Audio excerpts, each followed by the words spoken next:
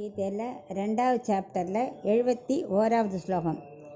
விகாய காமான்ய சர்வான் புமாம்ச்சரித நிஸ்பிருசக நிர்மமோ நிரஹங்காரஹ சசாந்திம் அதிகச்சதி.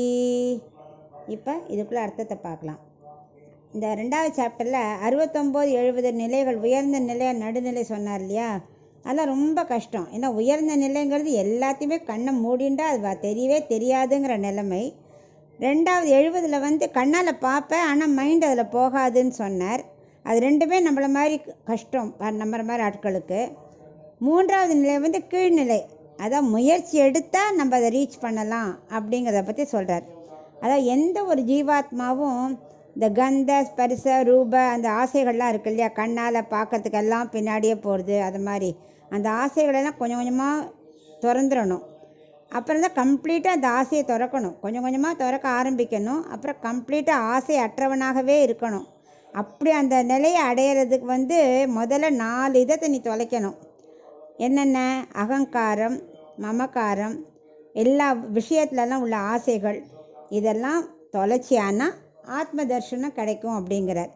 அகங்காரம்னா என்ன?